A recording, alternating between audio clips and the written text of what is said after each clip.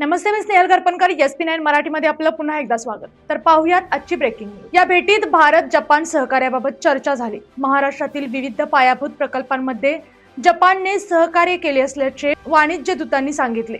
विशेषतः Mumbai Ahmedabad bullet train प्रकल्प, अटल सेतू तसेच मुंबई मेट्रो लाईन 3 या महत्त्वाच्या प्रकल्पांमध्ये जपानचे सहकार्य असल्याची माहिती त्यांनी दिली. तर पाहूयात आजची सविस्तर बातमी. महाराष्ट्रात सध्या जपानच्या सुमारे 800 उद्योग संस्था कार्यरत असून राज्यातील औद्योगिक गुंतवणूक वाढत असल्याचेही त्यांनी नमूद केले. तसेच टोयोटा किर्लोस्कर मोटर लवकरच छत्रपती संभाजीनगर येथे इलेक्ट्रिक वाहन प्रकल्प सुरू करणार असल्याची माहिती त्यांनी राज्यपालांना दिली. जपानच्या नव्या पंतप्रधान सनाए ताकाईची भारताशी घनिष्ठ संबंध ठेवण्याबाबत आग्रही असून दोन्ही देशांमध्ये राज्यस्तरावरही सहकार्य वाढवण्यासाठी प्रयत्न सुरू असल्याचेही यागी कोजी यांनी सांगितले.